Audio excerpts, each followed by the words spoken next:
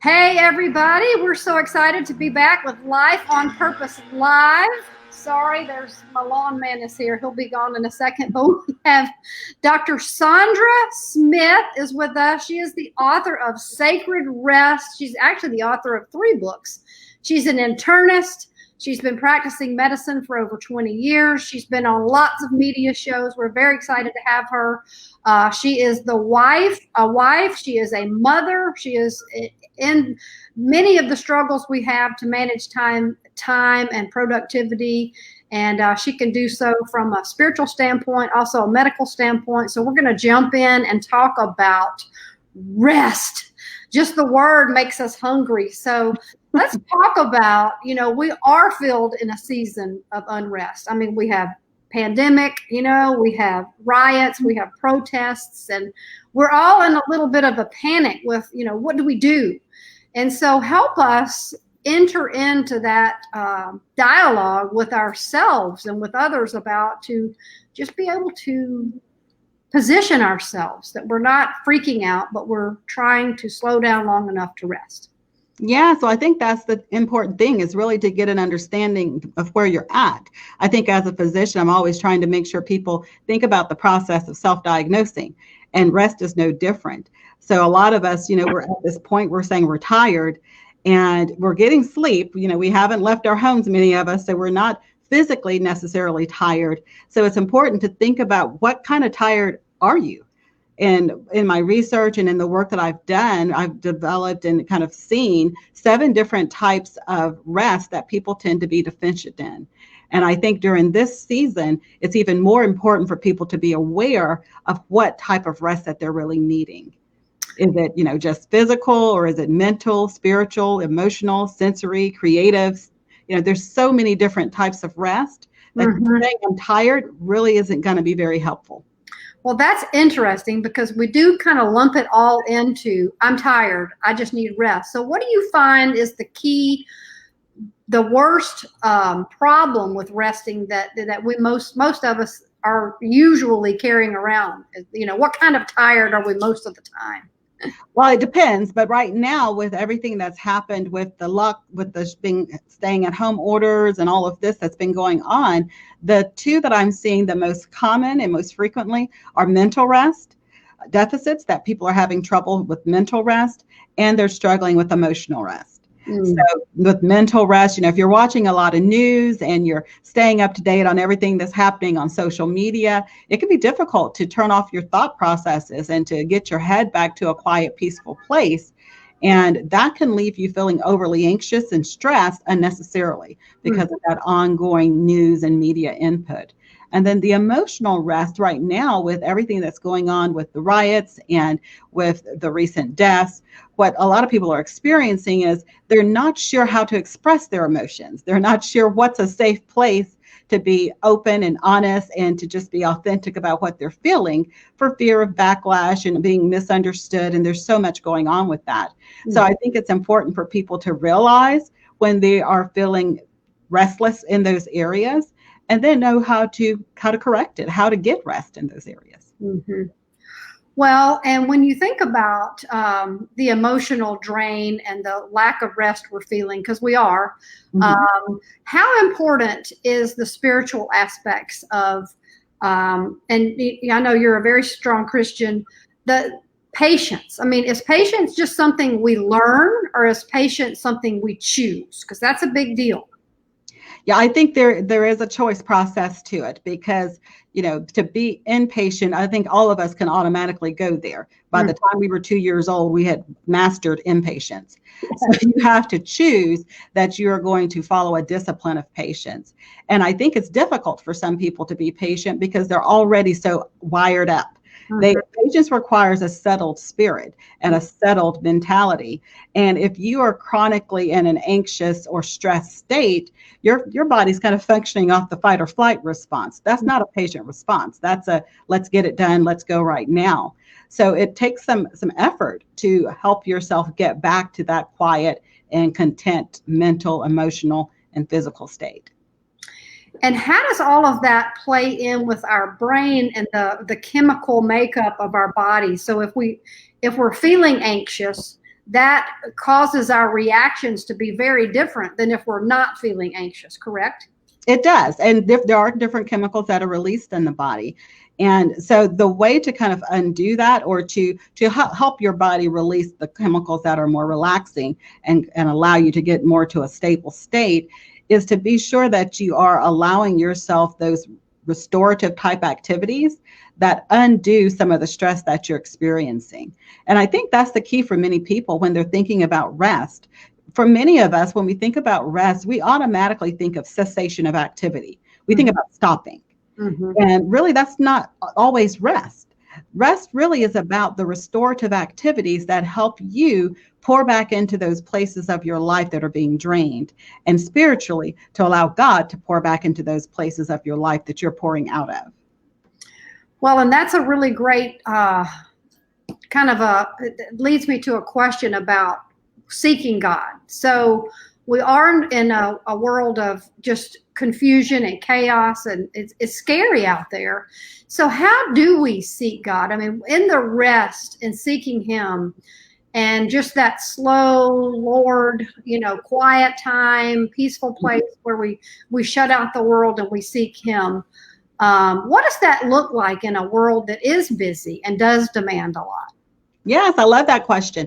And it's one I spent a lot of time with in my book, Sacred Rest, because I wanted people to see how Jesus emulates all of these 7 types of rest, because I think he's our key example to see how to kind of live this out in a human form.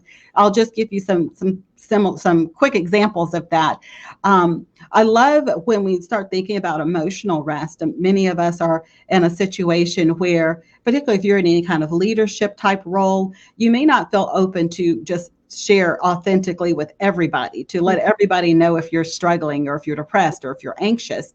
And I love that when we think about the life of Jesus, if you look at how he interacted with his kind of the masses, who he was ministering to and who he was in front of when he was with large crowds, then we see him draw away with the 12 and have kind of a different level of intimacy and relationship with them. And then we have examples like on the Mount of Transfiguration, where he kind of goes away with these 3. And it's here with these 3 that you see kind of what emotional rest looks like. At no point in Jesus's ministry was he ever inauthentic, was he ever trying to hide himself from people. But it was those 3 that got the fullness of who he was, as far as his full identity and everything that he encompassed. And I think it's important that when we look at our own relationships, that we have a similar pattern. Many of us, we deal with a big world, the masses. And then there should be a group of people that are like the 12, where we have closer relationships with, we feel free to express our feelings authentically. But then there should be a much smaller, tighter group where you can be truly honest. So if you're a minister, or if you're someone who's a leader of a company or whatever, or mom, and you're struggling right now, you're depressed, you're anxious, you're suicidal, whatever the situation may be, that there's a small group that you can just be fully transparent with, because that's how you stay emotionally healthy and get the emotional rest that you need. Well, and that leads to, I know you've got some reference in your website and in your books about, there are a lot of people out there that are unhappy, that are in difficult relationships, that wish things were different. So I'm a big believer in being able to communicate those things with those that are in that tight group of people. But I think a lot of people are holding in emotions out of fear of how to come clean, how to be authentic, who to share with. How important is it to say a husband and wife are in a fight, to be able to talk about that? Because otherwise, if you don't, that becomes unrest, that becomes tension. And I think sometimes we fail to communicate effectively so that we can move forward, and therefore we're kind of stuck with a little tension. Does that make sense? It does. And I think particularly with husbands and wife, there has to be an ability to have some level of emotional and social rest within that relationship for it to be healthy. A lot of statistics are showing that since the sheltering in place and all that's gone on with COVID, that a lot of marriages have struggled with that because they're being closer with their spouses than they have ever had to be. 4 hours a day. Long periods of time, kids, a lot of relationships are feeling the pull of that. Mm-hmm. And with social rest specifically is the rest that we receive when we are around life-giving people. Mm-hmm. Well, and the thing is, when I say life-giving, it's the people that are positively pouring back into us. They're not requiring anything from us. They're not putting a strain on our relationship or needing anything from us. Well, the reality is our families usually are not those positive pouring back in people. Those are the people that are needing stuff from us. That's the nature of that relationship often. And so I think it's important for people to be aware that your social rest doesn't have to come from your spouse or your kids. Usually it won't. The people that are pouring back into you are oftentimes those adult friends. Usually those people that you put off because they're not needing anything, so they're not demanding anything from you. They just want to love on you and support you and be there for you. So I think it's important to put value back into adult relationships and see how important they are to be healthy and to have a healthy emotional support system. Well, and I agree with that. And, I always tell my friends, girlfriends have got to have girlfriends, but that's true for men too, is it not? I mean, it's absolutely. We all need authentic, hold us accountable, lift us up relationships. And sometimes those are harder to find. We could have a lot of friends, lots of followers, lots of people, but not that, it's really hard to find those, if you count them on one hand, you got them kind of people, right? Mm-hmm. And that's why I love that example of Jesus, because I think that's so real for most of us, especially with social media. We now, we have thousands of friends on social media, but really how many of those people are really in your disciple 12 area where they know you personally? Mm-hmm. And then there's even fewer in that group that you would feel open and be able to just purely share everything that's going on in your life. Yeah. So back to the kinds of rest. So you shared the two that are the most common. What are the sneaky ones that we don't really know we're struggling with, but they're nabbing at our ability to be productive and happy and all that? What are the ones we're not really paying attention to that we should? The two that I think that I get the most emails on and comments about are sensory rest and creative rest. Sensory rest is the rest that's related to undoing some of the excessive sensory input our world has. So, unfortunately, most of us are on our computers for the better half of the day. If we're not on our computer, we're on our smartphones or gadgets. And, all of that is a sensory input. And then you add on bright lights, phones ringing. If you have kids, they're on their gaming machines. Yeah. And so lots and lots of sensory input. And many of us aren't really aware of how it affects us. I think most parents can notice it within their children. When you have a child who maybe is playing a lot of video games, you may notice that after they've done that for a few hours, they're a little bit more irritable than normal. Yes. Well, adults do the same thing after they've been on their computers too long. Most of them just think they're grouchy all the time, but they're actually exhibiting signs of sensory overload because of the excessive use of gadgets. And if people just are kind of to be aware of how do I feel when I first start, maybe in the morning doing my work if it's on the computer, versus now after spending a couple of hours doing my work, and then I'm going to do my social media for a few hours, and then I'm going to do this and watch TV. It's a lot of input. And if you start noticing that your attitude's getting worse, you may benefit by just having some quiet time, shutting the screens off, doing something that doesn't require a machine, and taking a break. So sensory overload, the way to identify that is more by your attitude, your moods, you're frustrated, you're touchy kind of.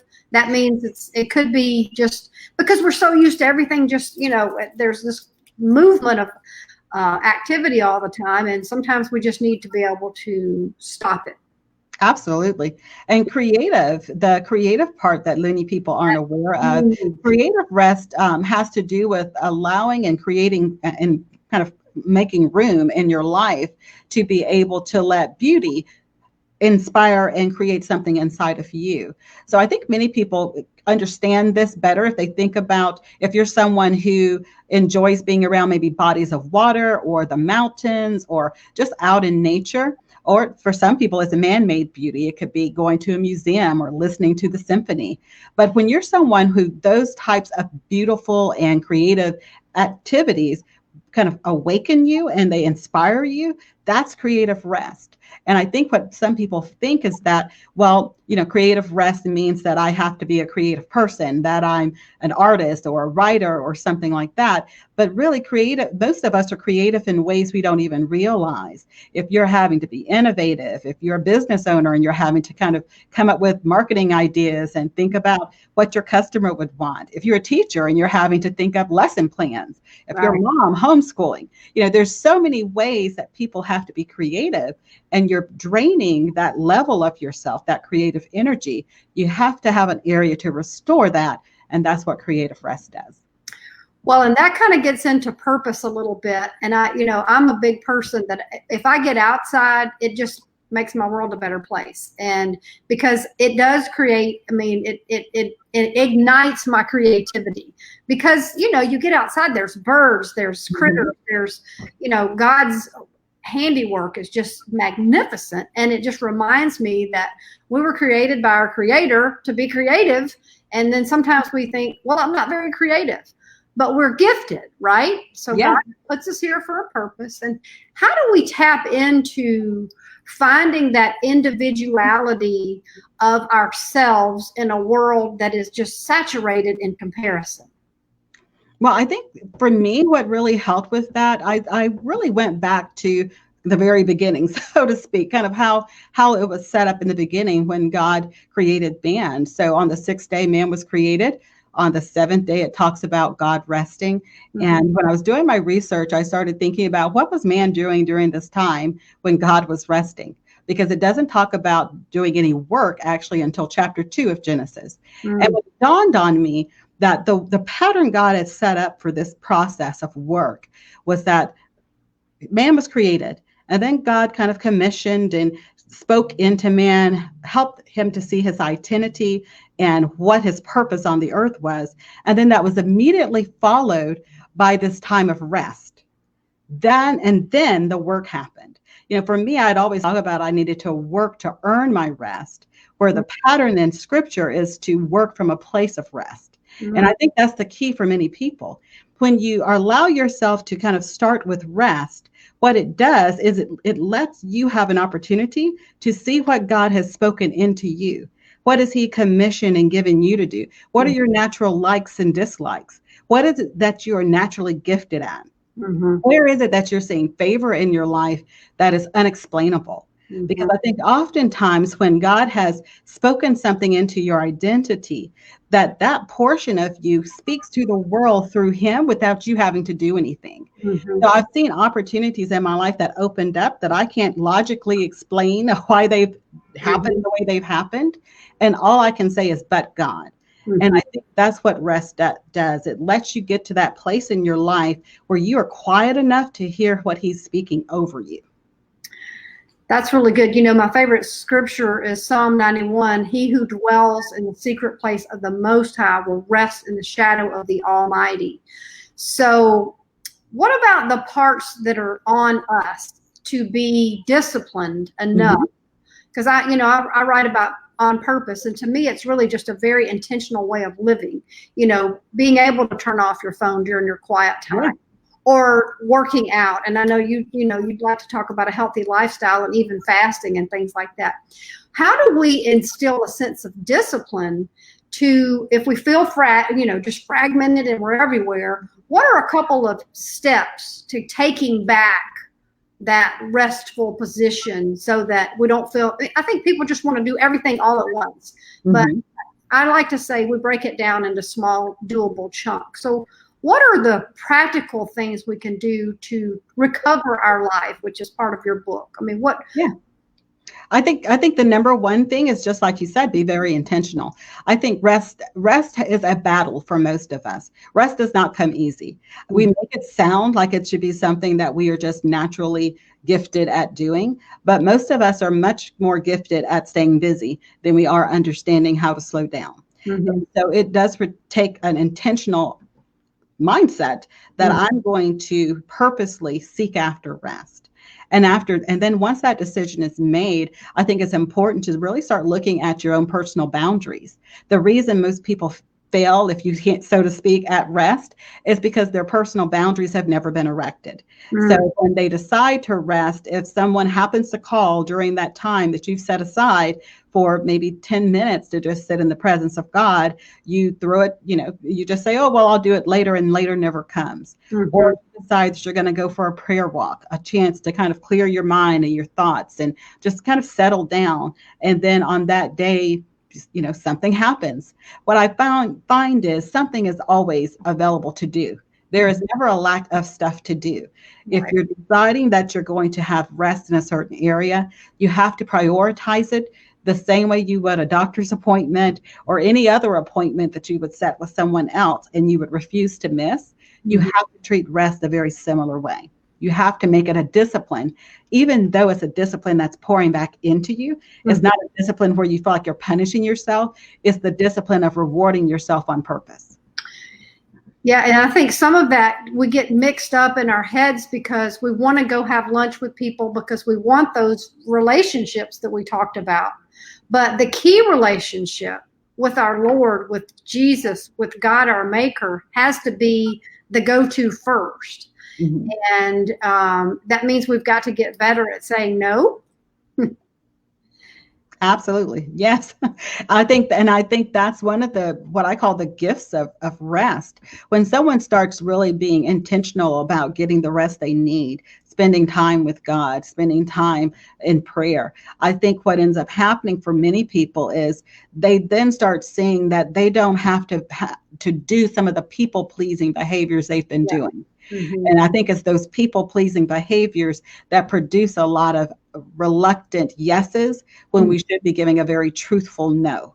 And in that truthful no, we allow ourselves to start setting some of those boundaries I talked about, because then you're not saying yes to something that really isn't God's assignment for you, but you just didn't want to hurt someone's feeling.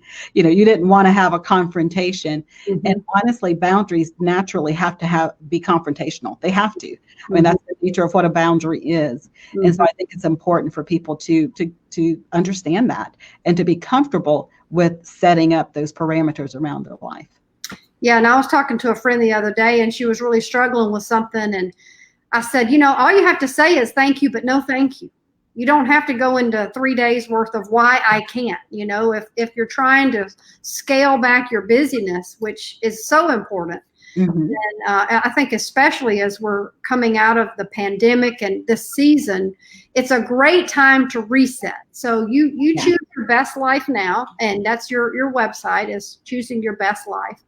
So if we're going to reset and say, okay, from today forward, I want to be choosing my best life now. What are those healthy habits that help us get back into that place where we're feeling peaceful? Yeah, so I'll just give you 3 top ones I think that everybody should be actively working with. The first one is just to be very intentional about using your body. In other words, do something that doesn't feel like work to you. I think we get so in the mindset that I need to go run a marathon or I need to go do a 5K that then we don't do the simple stuff. Just go take a prayer walk.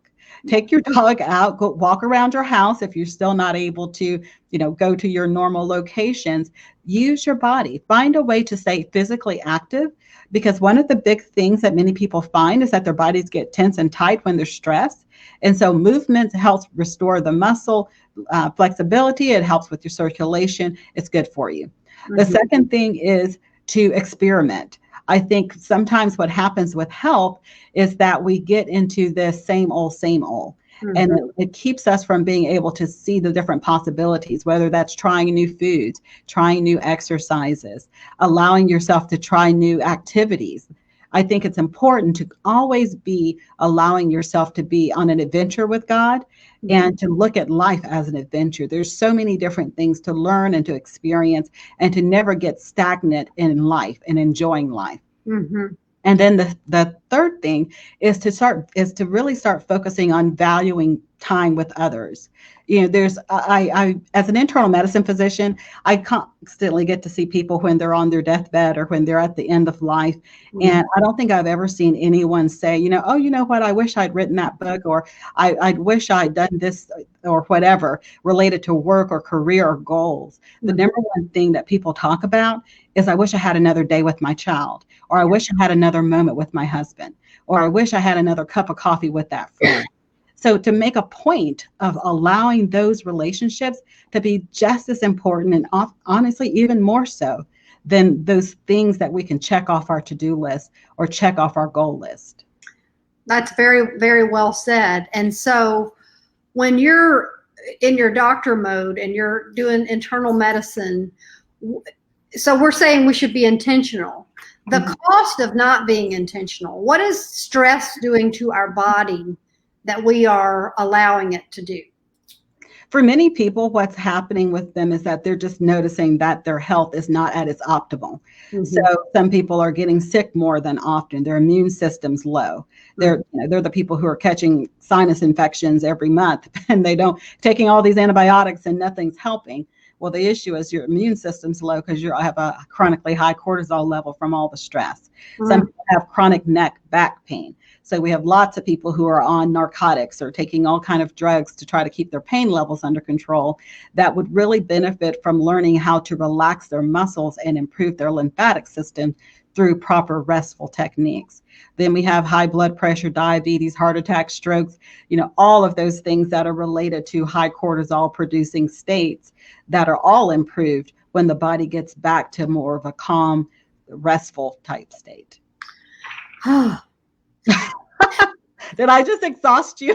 Well, there's so many things that, you really want to do well in your life, and you want to love God well. You want to love others well. You want to take care of your body. You want to be in great relationships. And then, all of a sudden a week has gone by, a month has gone by, New Year's resolutions, I'm going to be so healthy. And then, it really goes back to being very intentional and, as I like to say, on purpose. And we've got to take our lives back. And as you say, so how can people be in touch with you? How can people get your book? How can people learn more about what you've taught us? Because it's such valuable information. And I mean, I'm very health oriented, and I want to do all I can. So how can people keep in touch with you as we move forward? Well, yes, the book is Sacred Rest, Recover Your Life, Renew Your Energy, Restore Your Sanity. And you can learn more about it on my website at ichoosemybestlife.com. And at the very top of the website, there's a link to my rest quiz. And the rest quiz actually allows you to be able to determine which of these 7 types of rest that you are most deficient in. Yes, and I love it because so many people, when they do the quiz, they say, I knew something was making me tired all the time, but I couldn't figure out what. And I think it's very helpful to be able to narrow it down to the 1 or 2 types of rest that you are really deficient in, because those are the ones that are keeping you tired. And once you restore those types of rest, that's when you start feeling like really something's changed. You can tell there's been a shift. Well, that's a great resource. So you can go fill that out, and then you can answer your own question about what is it that's making me so tired by your. Yeah, well, that's very good. Self-diagnosed. I love it. That's good. Well, so we will definitely I would love to talk to you again more later, and we're going to end our time today, but this has been very helpful. Thank you for sharing your expertise and, your knowledge and the research that you've done, because, we're in a time of unrest, and you're teaching us to take back our rest, and that is something that we need to really take charge of doing. So thank you for reminding us of our part of that. Thank you for having me. It's been a pleasure. It's been great, and we'll be in touch soon. Thank you so much. Bye-bye. Bye-bye.